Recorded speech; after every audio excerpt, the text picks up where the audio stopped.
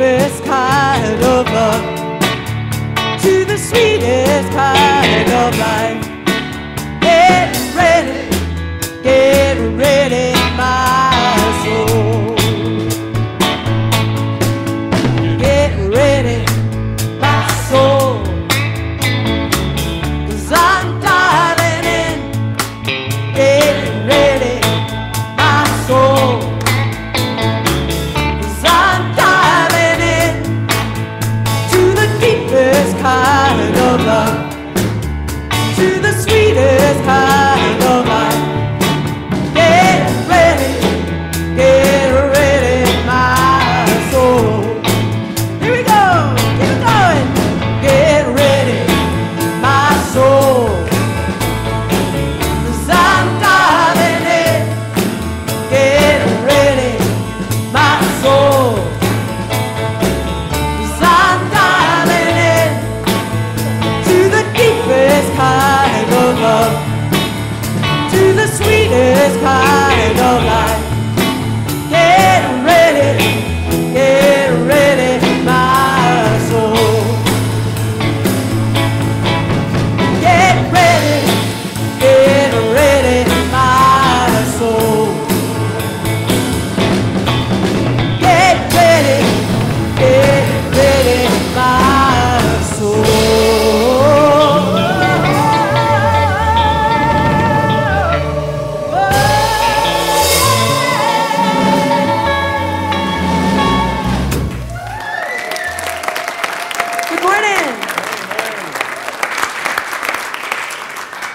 Good morning.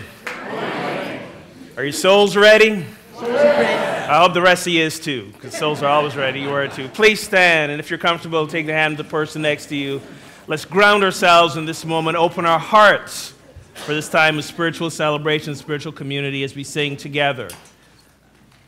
Sing together with open hearts and raised voices. Surely the presence.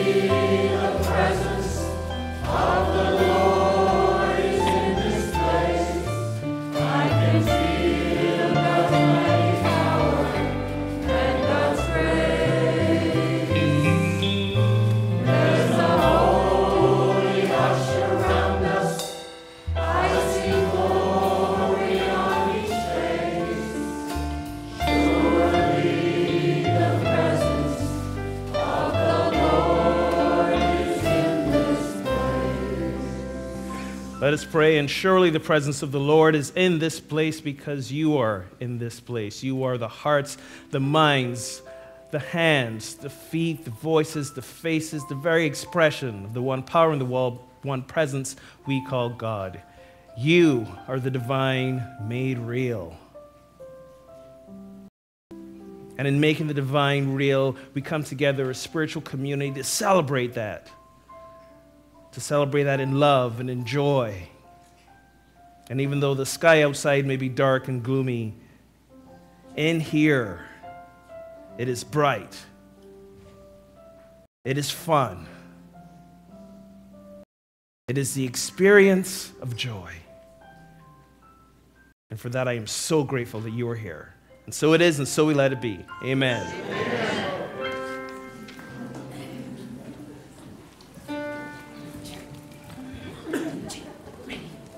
Seek first the kingdom of heaven, and all shall be added. Seek first the kingdom of heaven, and all shall be added.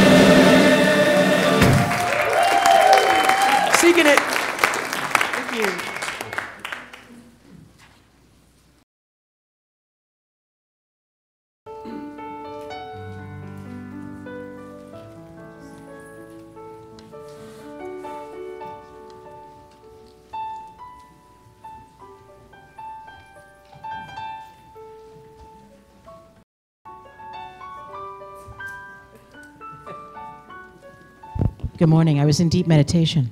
It was very nice, actually. Thank you for that moment. Hi, good morning. Let's do our vision and mission statement. Mission statement. We are a vibrant spiritual community that celebrates the presence in all and awakens humanity to its divinity. Vision statement. Centered in love, we joyously co-create a world of oneness, peace, and harmony. Good morning. My name is Mickey Lucier, and I will be facilitating today for Rev Ogun. Welcome. It's great to see everybody. Thank you, streamers, as well. Welcome. What I'd like to do now is, everyone give a wave to the streamers. What I'd like to do now is welcome anyone celebrating here for the first time. Would you raise your hand? We've got 2 over there. Anybody else for the first time? We're very happy to have you. We welcome you. Please visit our welcome table, which is right after service in the fellowship area. There will be people there that can answer questions and that type of thing. Please know that we welcome all paths to God here. You enrich our experience. Thank you.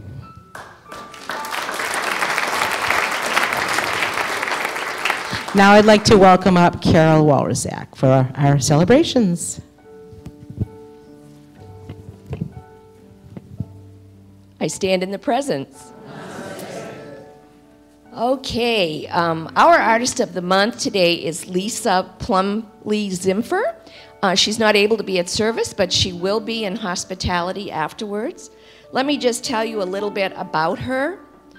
She is an all-around artist and a native of Newburyport. She happens to live in Kensington, New Hampshire. She's a painter and a singer-songwriter. All of her work, her music, and her mixed medium art is a reflection of her relationship to all things sacred, the seen and the unseen, the heard and the unheard. The alchemy of healing reside within the creative collection she calls spirit art. So do enjoy her spirit art in hospitality, and she will be on hand to answer any questions that you might have. Also, today, we have plants going on sale. Now, normally your packets are pretty thin, but there's an extra form in there today, and it's actually an order form. So Denise Dennis was kind enough to do this. She's done it before. Denise, are you in the room? There she is, so you can see who she is. She doesn't have her red hat on, but she has a red sweater. And she'll be in the bookstore. Now, the way this works is you have a choice of 3. Azaleas, $30, Easter lilies for $15, and a small plant, not sure what that is, past or present, and we will send out a special dedication sheet Easter Sunday. So remember, there's 2 services on Easter Sunday, and it's the second service. Now, this is something Denise has done. It is a fundraiser for us, and 30% of the net sales go to Unity on the River. Thanks, Denise. And I wanted to remind chaplains today that we have a mini retreat in the transformation room at noon. What that means is we eat gloriously. And then there's really going to be like a 5-minute meeting. And after that, Lacey Dello is working with us on a NIA class. And this is what Lacey says. I've never taken one. We're going to focus on unity of the body, mind, spirit, and emotions with the intent of self-healing. So chaplains, I'll see you there at noon.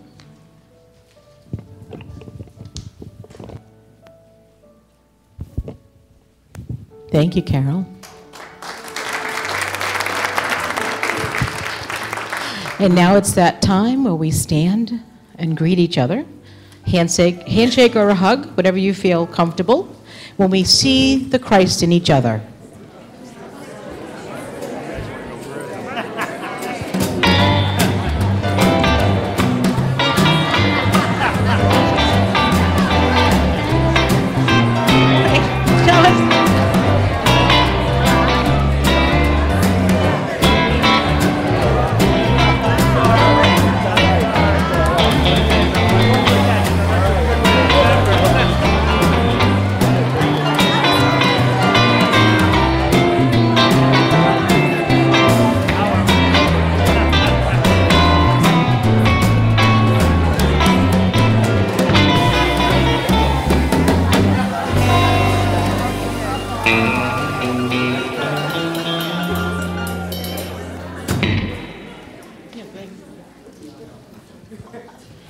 I'm very, very grateful to Brian Dozer today.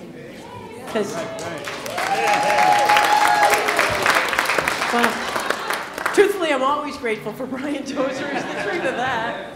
But especially today, he jumped right in a lot in the last minute, and I really, really, we're so glad to have them all here. Choir, too, and the boys in the band is wonderful. And this is, Brian's going to do Holy Now, which is one of my all-time favorites of his. Yes. It's a lovely, lovely tune. This is a day for a deep breath.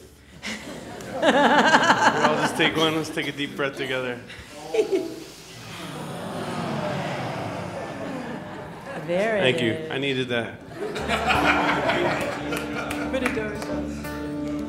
Reverend Dozer. Can you hear the guitar okay out there?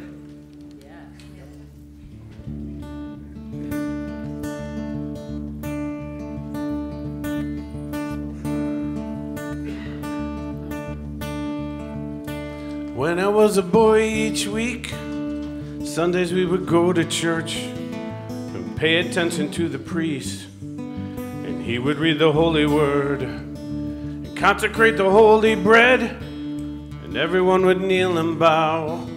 Today the only difference is everything is holy now. Everything is holy now.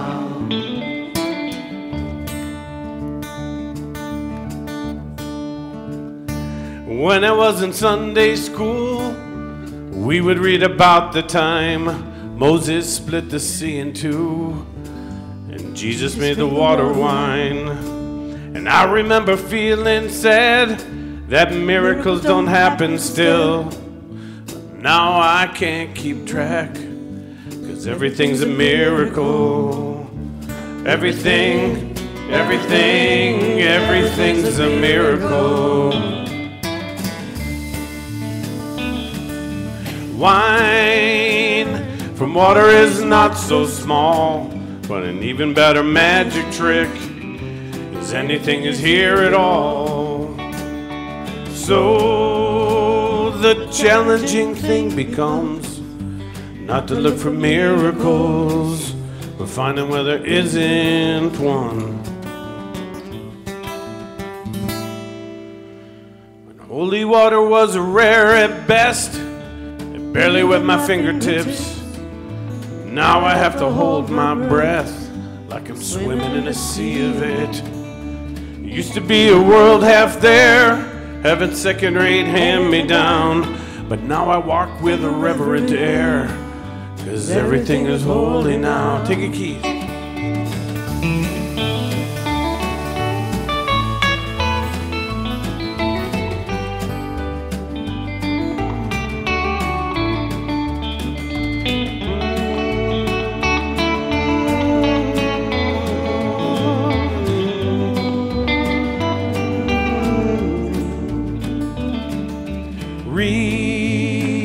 Questioning child's face and say it's not a testament. That'd be very hard to say. See another new morning come and say it's not a sacrament. I tell you that it can't be done. This morning outside I stood and saw a little red-winged bird shining like the burning bush and singing like a scripture verse. Made me want to bow my head. I remember when church let out how things have changed since then, 'cause everything is holy now. Used to be a world half there, heaven second-rate hand-me-down. But now I walk it with a reverent air, 'cause everything is holy now. All together, ready? 'Cause everything is holy now. Everything is holy now. 'Cause everything is holy. A few more. Everything is holy now. One more. Everything Everything is holy now.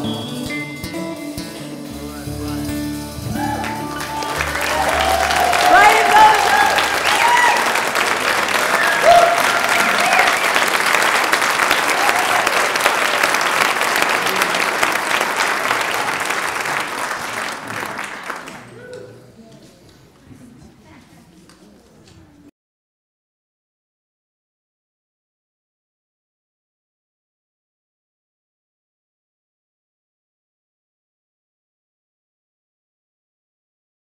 Hi.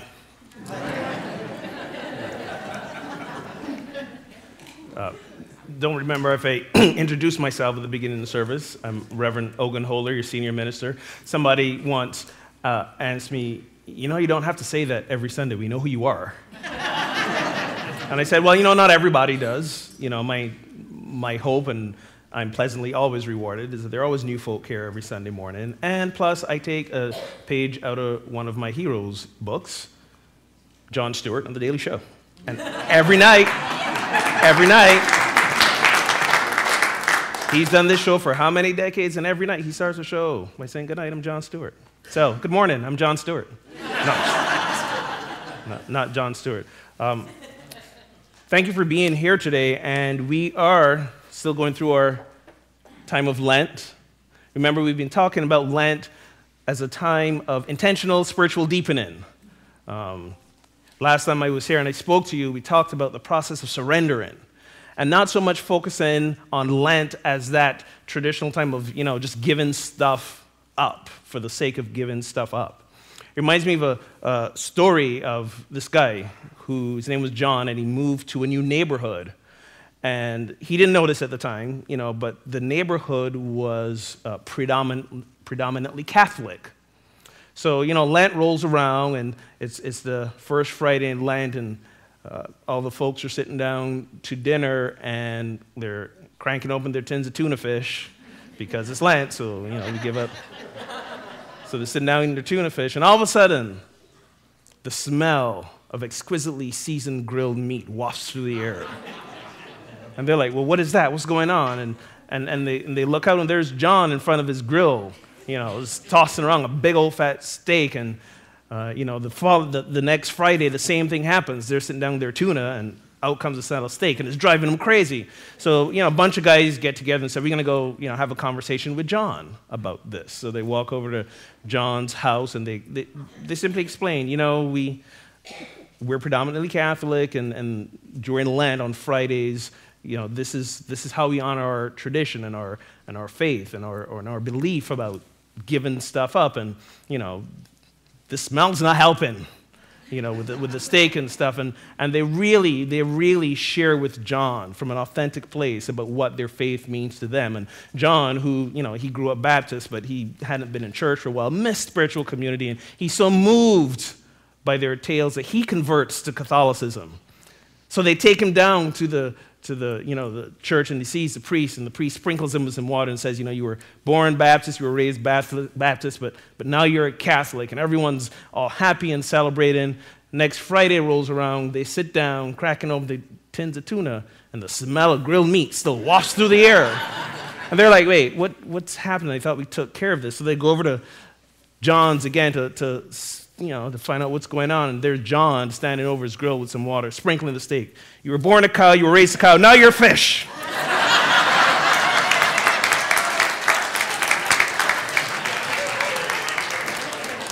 So as you see, Sam, I'm just giving stuff up for the sake of giving stuff. Doesn't work. I want to tell you another story, which might be a little more relevant to the time. You know, we're in Lent. Yeah, I cracked open the Bible after that, right? We're in Lent, and it's that season of preparation, traditionally or liturgically, as we lead ourselves up to Easter, okay? And we haven't talked a lot about Jesus during this time, but I want to talk about a story specifically that happened shortly before Lent. And, you know, when you read the Bible and the Gospels, the timelines of everything are very fuzzy. You know, we don't know when exactly stuff happened. It could be days, weeks, months between events. We don't know. But we knew this was shortly before this time, because at this time he started talking about what was going to happen to him. He started predicting about his own crucifixion and resurrection. Now, what we know about the Gospels is that they were written way after the fact, and many things were superimposed on them. So, it's kind of like in hindsight, we assume he knew what was going on. And as I like to say, the reason primarily Jesus was nailed to the cross was because he really upset the Romans. And when you upset the people who are occupying you, that's what they do, or did at that time, okay? So he probably had an inkling that he was getting himself into trouble. But this event happened. And I'm reading from Matthew chapter 17. 6 days later, Jesus took with him Peter, James, and his brother John, and led them up a mountain by themselves. And he was transfigured before them, and his face shone like the sun, and his clothes became dazzling white. Suddenly there appeared to them Moses and Elijah talking with him. Then Peter said to Jesus, "Lord, it is good for us to be here. If you wish, I will make 3 dwellings here, one for you, one for Moses, one for Elijah." While he was still speaking, suddenly a bright cloud overshadowed them, and from the cloud a voice said, "This is my son, the beloved. With him I am well pleased. Listen to him."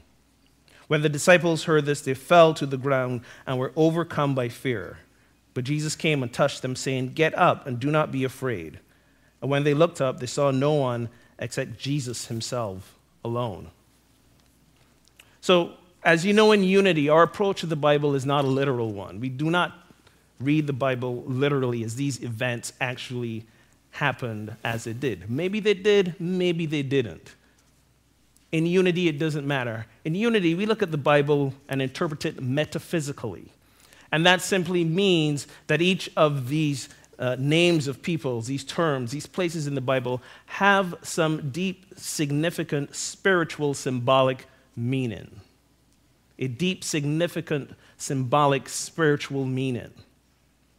And therefore, when we read the Bible and we glean these meanings and create an interpretation that way, then the actual historicity of the events doesn't matter. What we know is that the Bible is a sacred text. There are many sacred texts. The words of the Buddha, the Bhagavad Gita, there are so many sacred texts, and all these texts are man's effort or humanity's effort at the point they were written to reflect a deeper understanding of their own divinity and of God. So that's how we approach the Bible. So if we look at this story metaphysically, what does it really mean? And yesterday we started doing a class, metaphysical, Bible metaphysical. I'm only teaching it. I don't know what's going on. Metaphysical interpretation of the Bible. Metaphysical Bible interpretation of the Hebrew Scriptures. See, with a name like that, doesn't exactly roll off your tongue. Okay? But metaphysical interpretation of what we traditionally call the Old Testament. Okay? The Hebrew Scriptures, the Old Testament. So people came to class with great excitement and expectation. I'm sure by the end of the first class, which was 3 hours, they were sorely disappointed when they realized most of this stuff involved research and looking in Bible dictionaries and finding meanings. I said, there's nothing glamorous about this, but it is meaningful in the end. So let's look at what this story means and why it's really important for us, not just at this time, but in general. They went up to the mountain.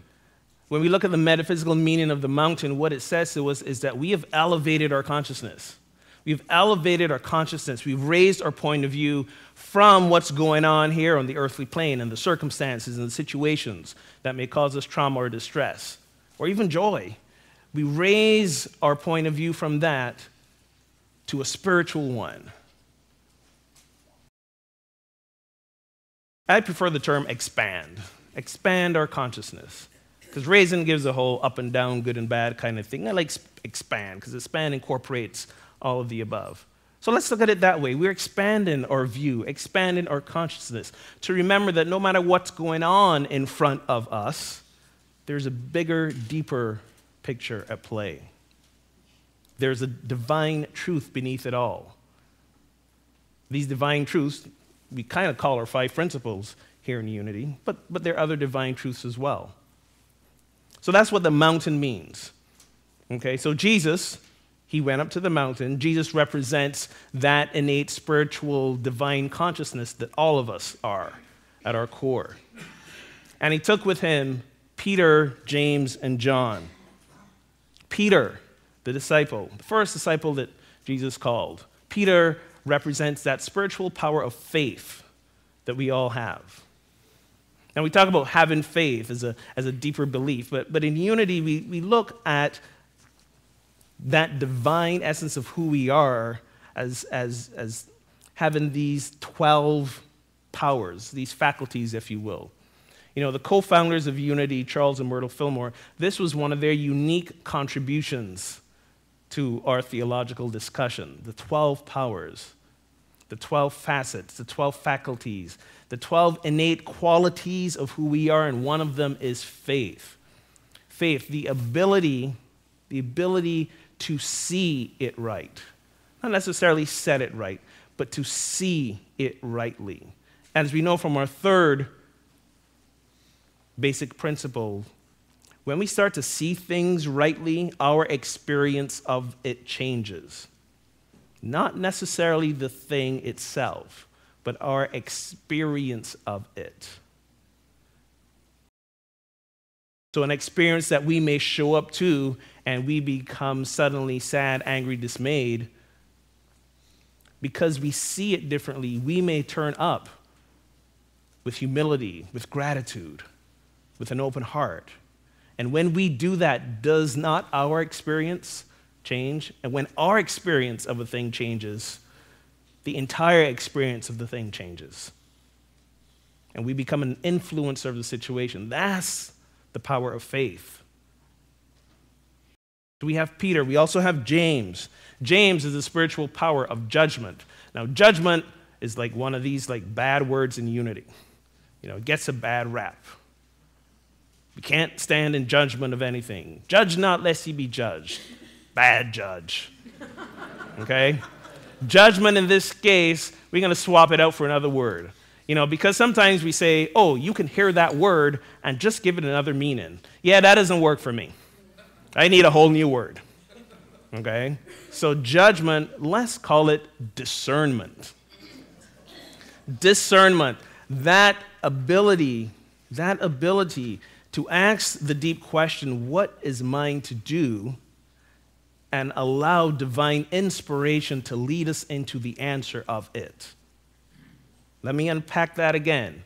What is mine to do is the question. Now, how should I feel? Now, how should you feel? Now, why didn't you do anything about this? What is mine to do? And to be divinely inspired simply is asking the question of our deeper, highest self. We go into the mountain again. We're elevating our view to spiritual consciousness.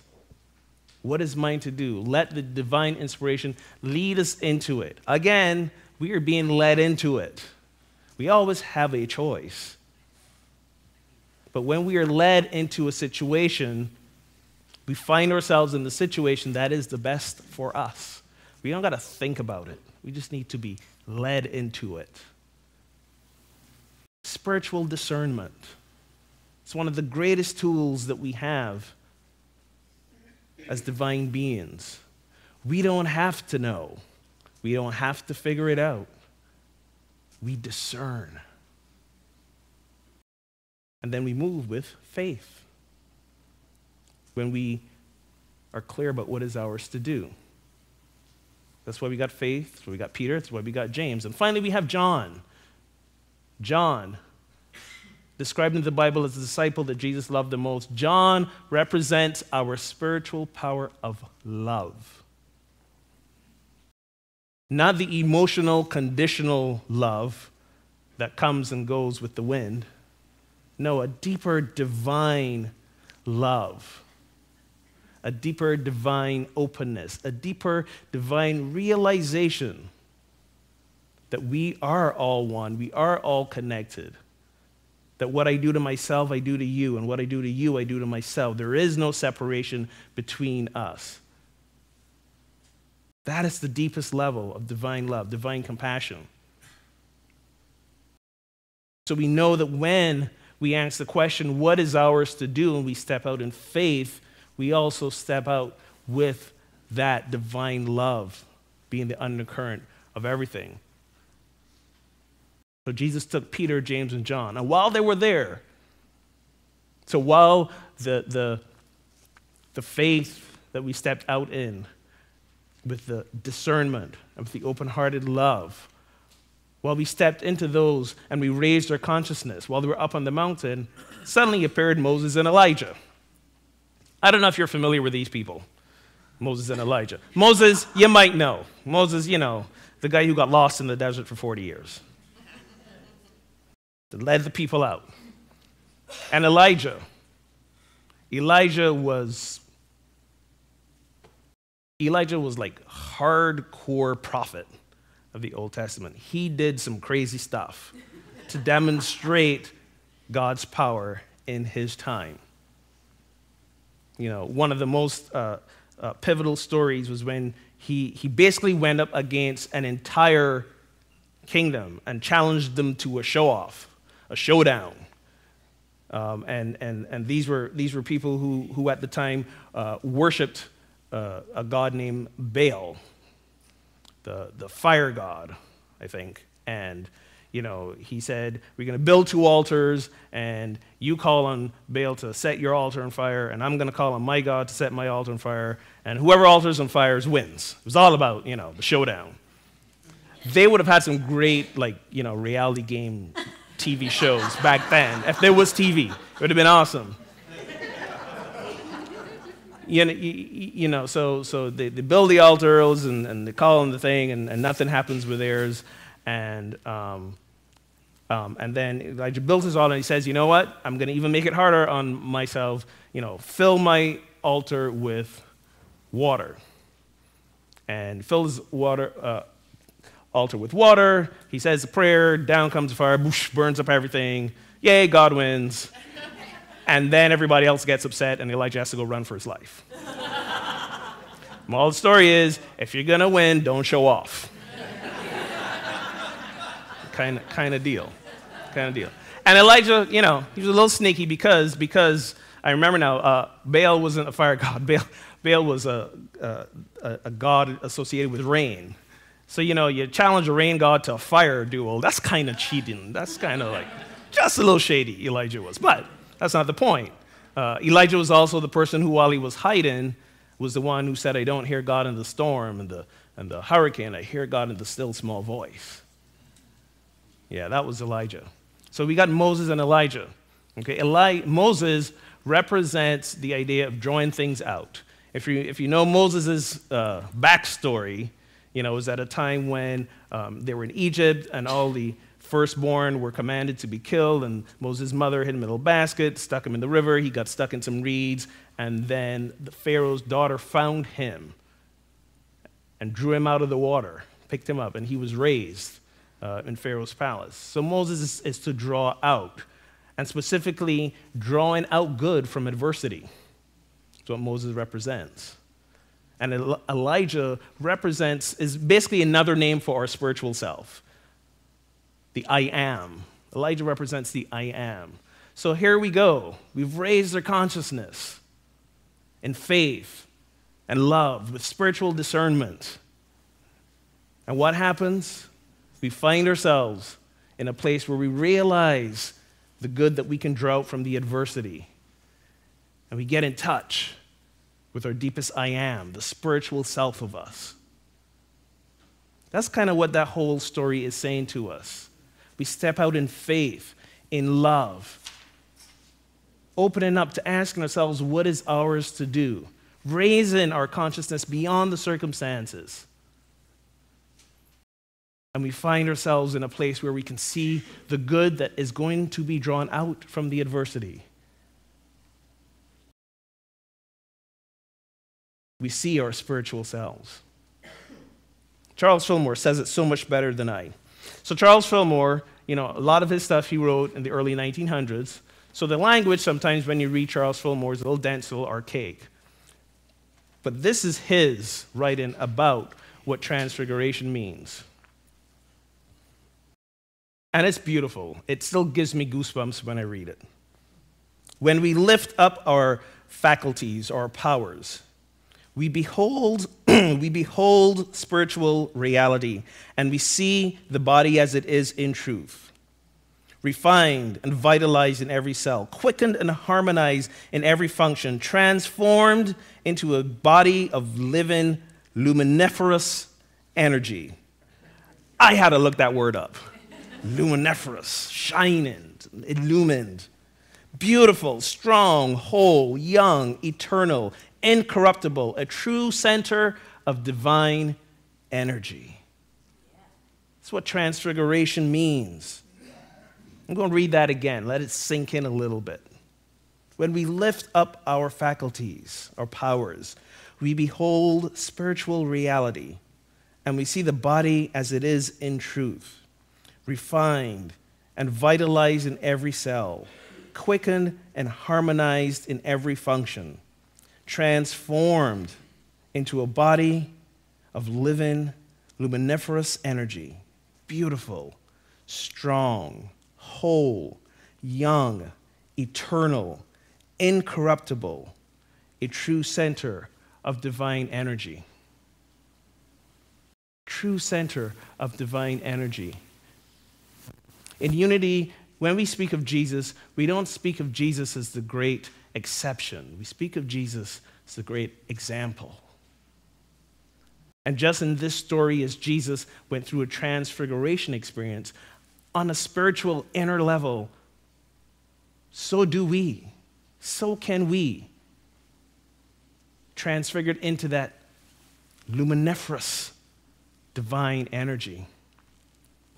Some of you are aware of the situation with me and my family, but I'm going to share it now for everyone so that we can hold this transfiguration image in our minds and in our hearts.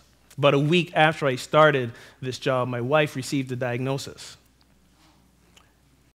Very serious one, literally a life-threatening one. One that, because she's very conscious about the use of words, she said, you can talk about it, but you're not allowed to say the word. So I won't say the word. It rhymes with one of Santa's reindeers. And not Blitzen. And it's okay to be humorous about it. Not humor to escape the reality of it, but humor to remember that in everything is joy. Right now, she is in Kansas City at Unity Village. How many have been to Unity Village? Unity Village is the world headquarters for the Unity movement. And a couple years ago, they built this, they refurbished the tower. There was a water tower that, when it was first built in the 20s, used to hold offices. It's about 7 or 8 stories tall. The village is designed with Italian architecture. So it looks like a tall Italian tower in the middle of the Midwest, very out of place. But at the top of it is this water tower, floors with offices. They were vacant for such a long time that the tower itself started to crumble. At one point, they put up a whole fence around it so people wouldn't be hurt by falling material. But the folks, the board of which my wife serves, asked the question, is like, our infrastructure is crumbling. That's got to be some reflection of where the consciousness of us at the village are. So they decided to do something about it. And right now, in that tower is what they call the Awaken Whole Life Center, an integrative medical facility that includes things like, traditional psychotherapy, medical doctors. Then we have spiritual counselors. We've got Reiki and energy healers, chiropractors. I think it's still the only place in the country that has a quartz massage table. So when you go in for a massage, the table is filled with these beautiful quartz crystals that conform to the shape of your body and you've got the healing energy and heat coming out of it. I am the world's greatest skeptic, and I'm like, oh, you're going to put me on a table of rocks? That's not my idea of a good time. But oh my God, it was so blissful when I did it. So she's there working with an integrative oncologist, treating her, as he likes to call it, disturbance in the body. He calls it that. When she first told me that, you know what, sometimes my lack of filter gets me in trouble. So when she said that he's calling this a disturbance in the body, I laughed out loud. I was like, ha, ha, ha, Star Wars, disturbance in the Force. You've got a disturbance in the Force. She's like, that's not funny. I was like, it kind of is. She goes, yeah, it kind of is. It kind of is. You know, so that's what he's referring to it as, a disturbance in the body. And when we think about it, that's what it is. Anytime that we are experiencing an illness, that's what it is, and it's a disturbance in our body. So she's working with this guy, and she's on this healing journey. And people ask me all kinds of questions, they're like, how are we doing, and so on and so forth. First of all, let me assure you, I'm not quitting the job. I'm staying here. If I was going to quit the job, it would have happened a while ago.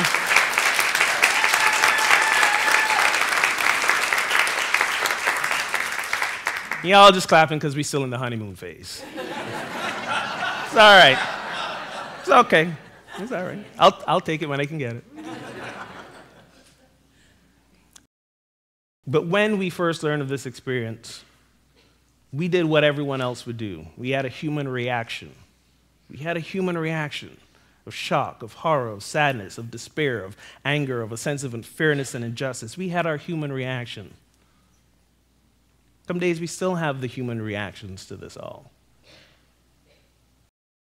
But what do we do as divine beings? We also have a spiritual response. Our spiritual response. And our spiritual response is to hold this story of the transfiguration. To hold this story that while her body is undergoing a disturbance and undergoing treatment to address that disturbance, that ultimately the experience that she is going to have, that all of us are going to have in this, is of our choosing. And then when we raise our consciousness up to a spiritual level, expand it beyond just the circumstances in front of us, with faith, with love, with answering then the question, what is ours to do? And trust me, when it came to this job, I spent a lot of time in that question. What is ours to do? So here's what is yours to do. You can ask the question, but I'm telling you what's going to be yours to do. Think of me, you're Jiminy Cricket in this situation. I'm telling you what's going to be yours to do. What's going to be yours to do is with us, hold her in prayer. Hold my entire family in prayer. And remember, in unity, prayer is not a beseeching or begging for some different outcome. Prayer is affirming a truth, affirming a spiritual truth. And here is her spiritual truth. This is the prayer that she designed. She wrote this. And you're going to join in hundreds, I think by now it might be thousands, but let's just say hundreds of people in all the churches that we've worked with, that she's touched with her love and wisdom. And all the friends and family and extended folks are holding this affirmation. Within Jennifer is a power that is always greater than the circumstances before her. Within Jennifer is a power that is always greater than the circumstances before her. Let's say it together. Within Jennifer is a power that is always greater than the circumstances before her. I'm going to let you guys borrow this for yourselves as well. Borrow this for yourselves as well. When you're in the midst of situations, and I know many of you have come and spoken to me about your own journeys with this illness and the journeys of your friends and loved ones. You've been so supportive, asking what you can do. How can you help me? How can you support me? You know, folks have been like, hey, if you got to be gone, we got your back. Don't worry about it. Sunday's going to rock. And I truly appreciate that. And what is mine to do is to continue in this job. And they will, or may, come times when I got to take big chunks of time off. But for now, when I ask what is mine to do, mine is to be here. And in being here, and even Jennifer said it. She said, you know, at first I was angry with you being gone so often, but you know what? I can see that you are happier where you are. And when you are happy, you support me better. That's why we ask, what is mine to do here? Because up here would have been, I'm only a weekend. I can get out of this job. That's what up here wanted me to do. But here said something different. And because here said something different, we are having the experience of our choosing. Within us is a power that is always greater than the circumstances before us. Within us is our own transfiguration experience. Let's take this into meditation.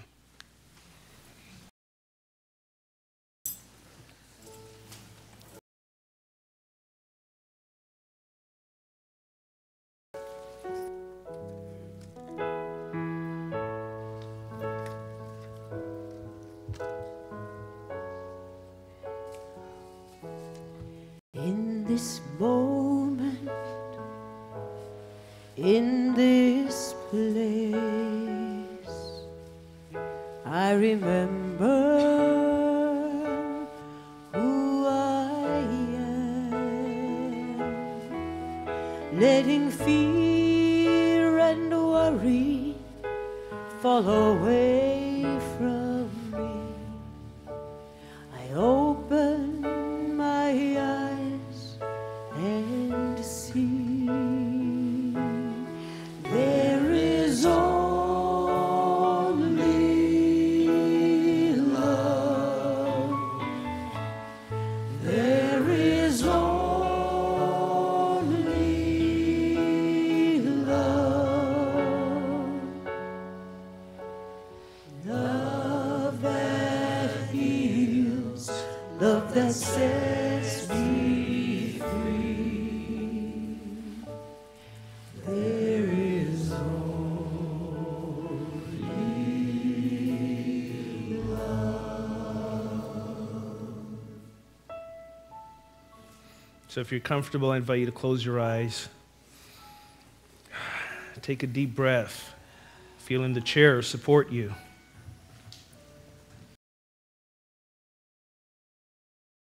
Let your awareness and your attention center on your breath.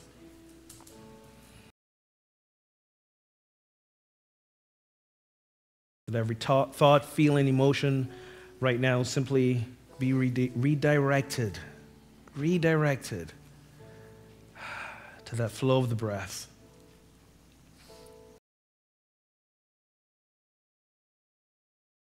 Allow the breath to pull us into this moment, fully present, fully aware.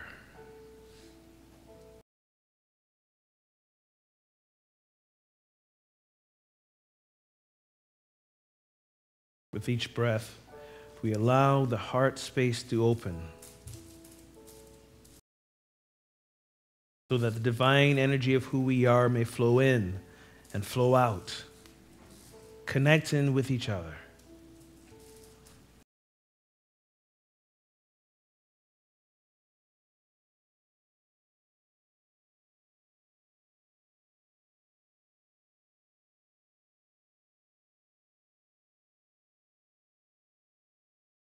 We realize the truth.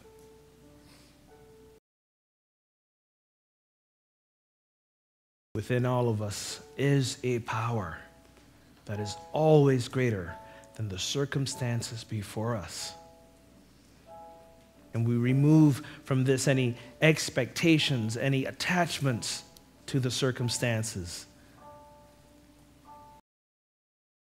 And we sit in the deep knowing.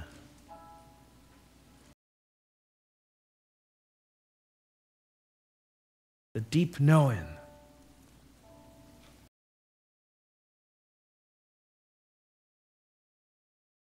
that we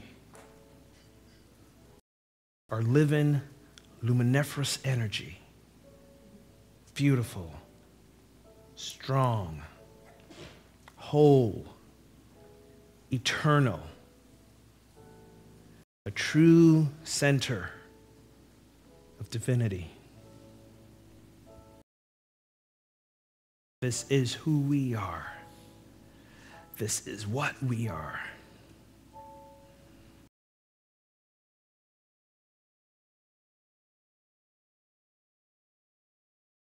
within us is a power that is always greater than the circumstances before us.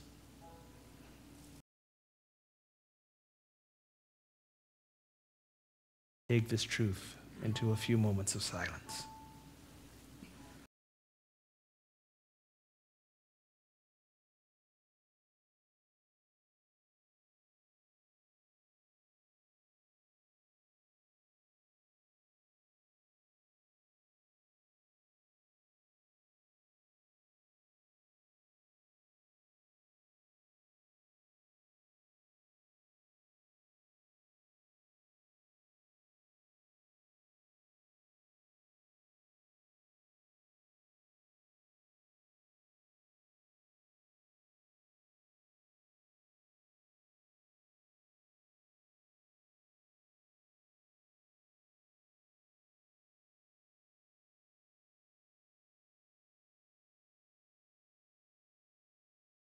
We also hold this truth specifically for Jennifer.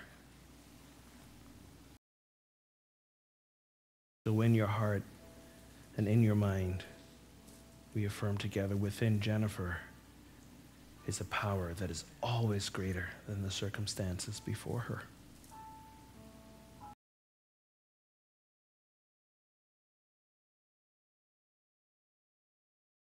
And for the names in this prayer box, we also affirm in their lives, and for each of them, they come to that realization that there's always a power within them, always greater than the circumstances before them.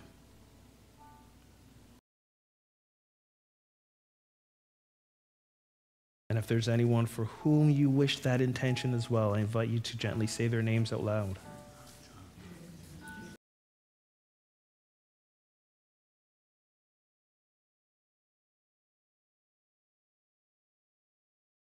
We affirm for them the same thing. Within them is a power that is always greater than the circumstances before them, and we affirm it for them, but realize that in the affirming of this, it transforms us. We are the ones who are transformed.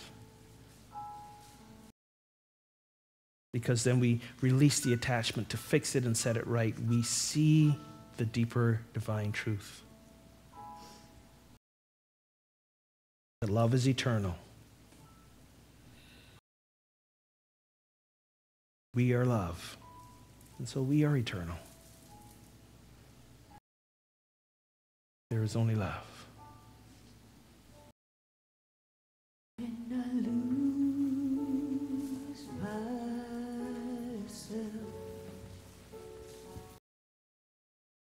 when it seems I might lose my way, when I go inside and quiet my mind, I hear Spirit gently say, there is only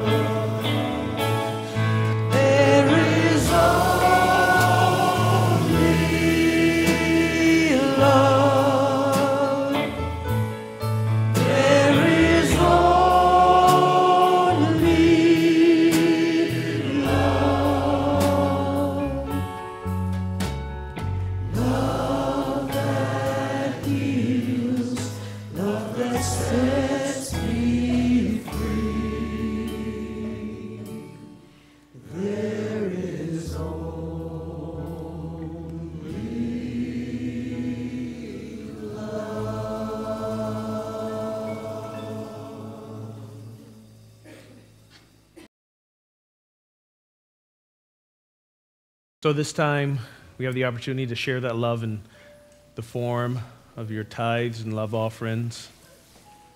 As you prepare those, I want to take a moment to acknowledge the prayer chaplains who are with us today. If they could please stand, as they're able.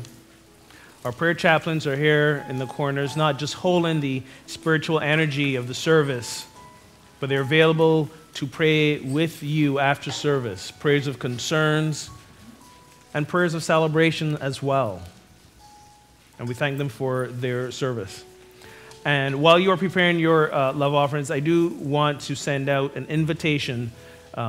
As you know, we have some fantastic events that happen here at this church. To give an example, the gala that happened this past holiday season was something that's truly remarkable. And part of that gala experience was, auctioning me off to go roll in the snow and do crazy things. I said to Elaine, our main event planner, can we do some warm summer stuff? And she's in the works for that. She's planning that. And in talking with her, what I've realized is that for the most part, Elaine is the one who is the sole force behind many of these great events that we have. So I want to invite some of you who may have some event planning background to join a team with her. One of the things that I am very, very determined about, I don't like to use the word attached because I always tell people don't have attachment, so I can't say I have an attachment, but I am attached to this. Yes, I am. I confess it. I am attached and determined to make sure that anything that happens here, any ministry, anything that happens here is not led by one person, but by a team of people. A team of people who can support each other, a team of people who, when one person for some reason needs to be called away because sometimes life happens, things still keep going. And Elaine did a wonderful job of making sure that happened during the time you were doing your ministerial search. And she's a little bit tired, but it's where her heart and her passion is. Elaine, would you mind just standing for a moment so folks can recognize you?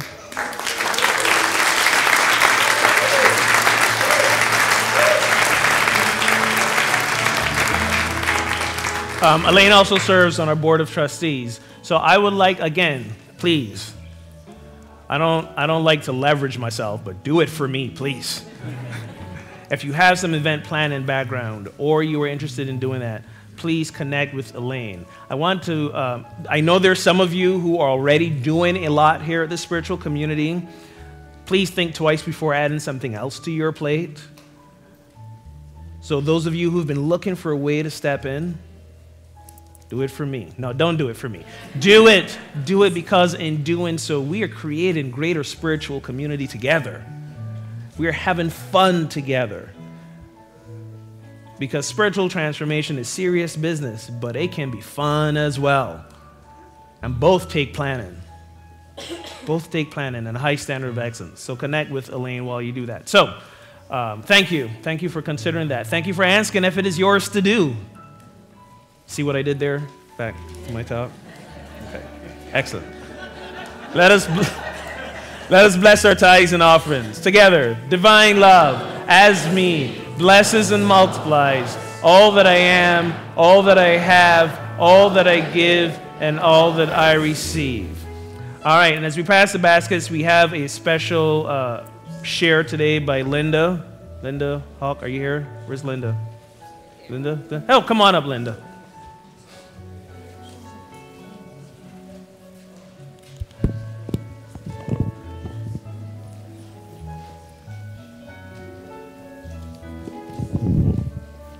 I stand in the presence.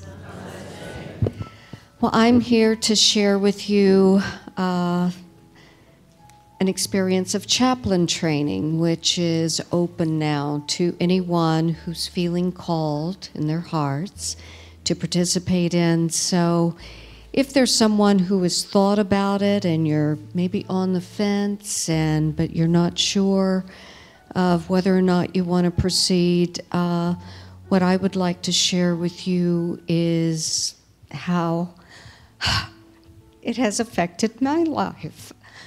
I took it last year, and I actually went into chaplain training because I really had an interest in being involved in going into the hospitals and the nursing homes and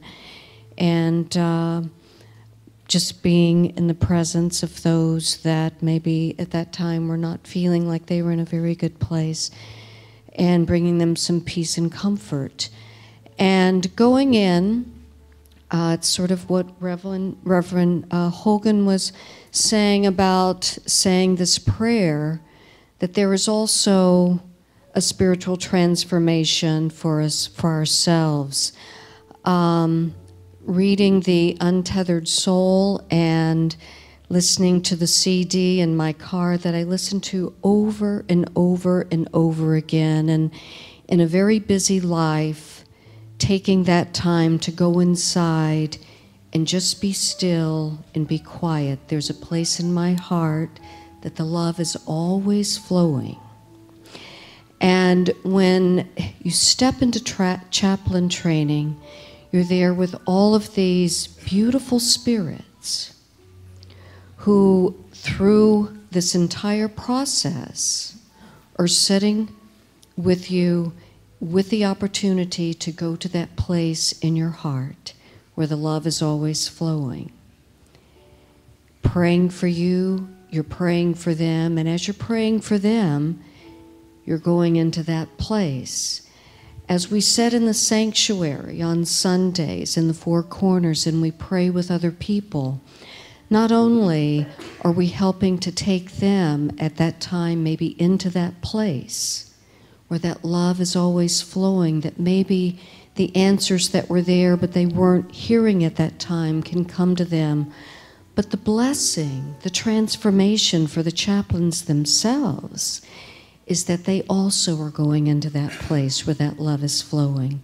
And that transformation not only begins, but continues and continues, and the consciousness is expanded more and more the more we do our work. So the blessing is ours. The blessing is the blessing on the chaplains for allowing us to go into that place within ourselves that sometimes maybe that's exactly where we always need to be at that moment. And the people that are coming to us, whether it's someone that we receive a message that, would you call this person on the phone and pray with them? More than likely it's a prayer that we need to say because it's something within our own lives that probably needs to be touched or exposed or healed as well. So what a blessing this is. I would just say, if you're on the fence, allow yourself to be blessed with this experience. Thank you. Thank you. Beautiful.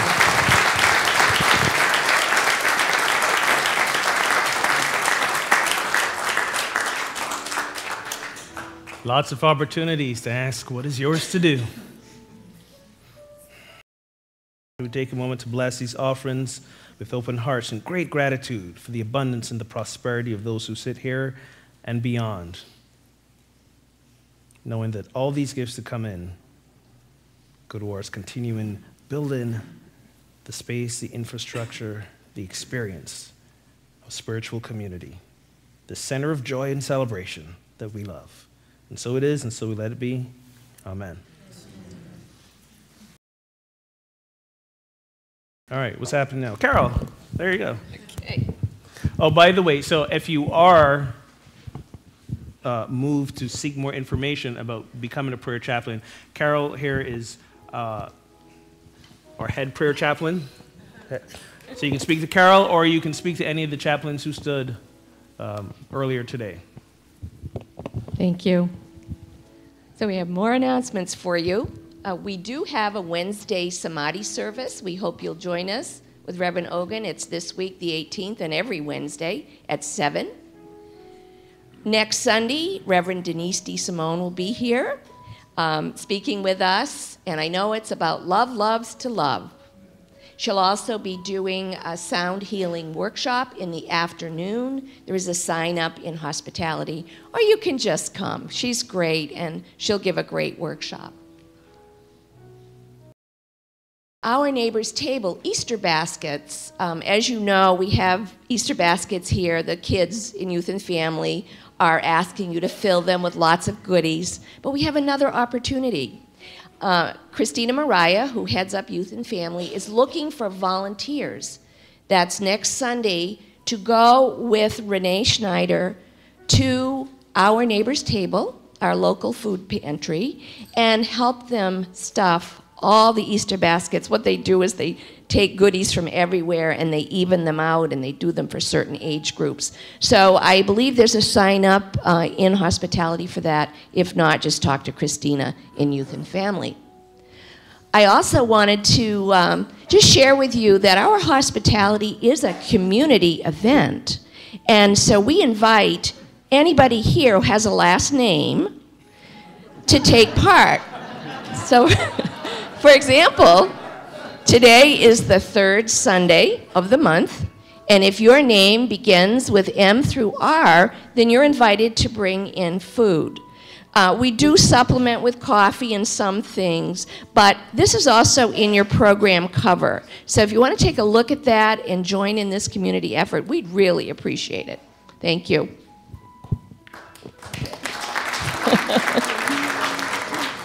And the book study with Rev Ogun. This is starting not this Thursday, but the following Thursday. You'll see it's from 7 to 8:30, and we are reading the book that Linda mentioned, The Untethered Soul. Got some good news today. This is going to be streamed if we could find somebody to stream it. And Linda Dudnoth has stepped forward. She will do that. We have somebody from Ireland who wants to be in this book group. And so Linda will be back there. She'll send messages. So if you can't come to the group, you can stream it. And you can drop in when you want. And it's a love offering. So we hope you'll join in. Now I'm done.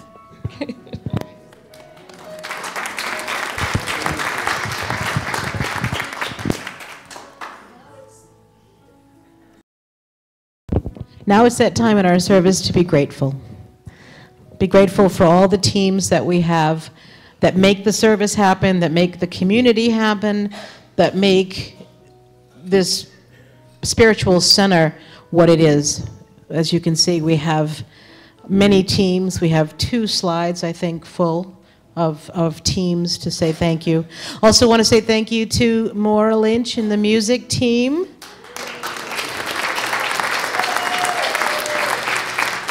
The choir, the ever-expanding choir, yay.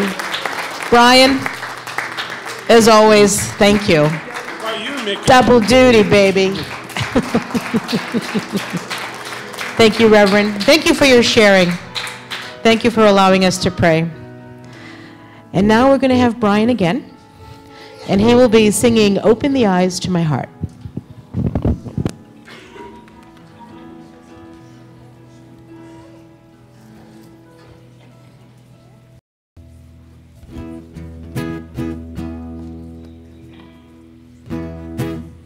Hi, everyone on streaming, especially my friend in California who we miss. I was also told before the service today, a very important announcement, that it's Christine Green's birthday today. So,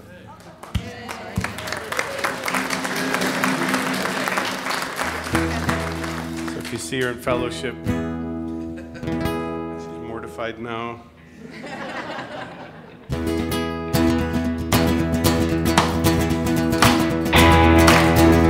Here's my mantra for the day.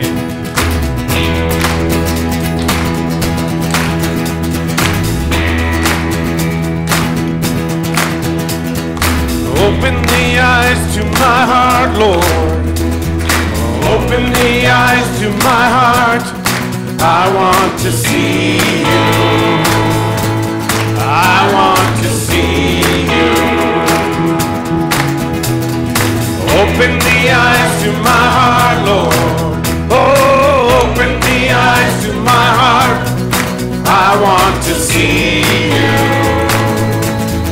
I want to see you.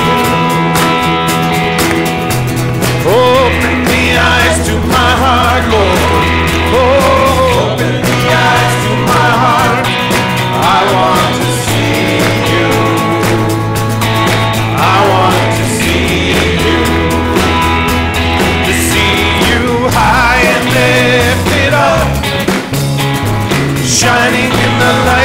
glory. Oh, pour out your power and love as we sing holy, holy, holy. To see you high and lifted up, shining in the light of your glory. Oh, pour out your power and love as we sing holy, holy, holy. Open the eyes to my heart, Lord. Open the eyes to my heart. I want to see you. I want to see you. Open the eyes to my heart, Lord. Open the eyes to my heart. I want to see you. Oh, I want to see you. To see you high and lifted up, shining in the light of your glory. Oh, pour out your power and love as we sing holy, holy, holy. To see you high and lifted up, shining in the light of your glory. Oh, pour out your power and love as we sing holy, holy, holy. Holy, holy, holy. Holy, holy, holy. Holy, holy, holy. I want to see you. Holy, holy, holy. Holy, holy, holy. Holy, holy, holy. I want to see you. Open the eyes to my heart, Lord. Open the eyes to my heart. I want to see you. I want to see you. Open the eyes to my heart, Lord. Open the eyes to my heart. I want to see you. I want to see you. Let me hear it a cappella. Open the eyes to my heart, Lord. Open the eyes to my heart. I want to see you. I want to see you. One more time. Open the eyes to my heart, Lord. Open the eyes to my heart. I want to see you. I want to see you. Bring it on. Open the eyes to my heart, Lord. Open the eyes to my heart. I want to see you. Oh, I want to see you. One more time. Open the eyes to my heart, Lord. Open the eyes to my heart. I want to see you. I want to see you.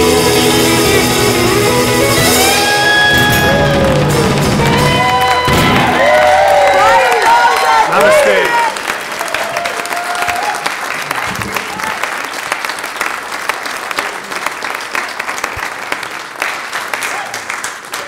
Let's bring our children. Where are the children?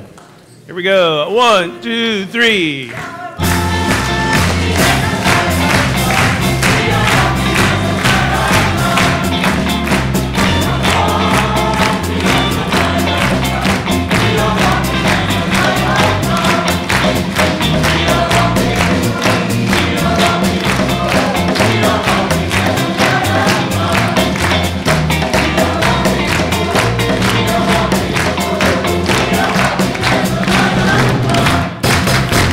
Good morning, everyone.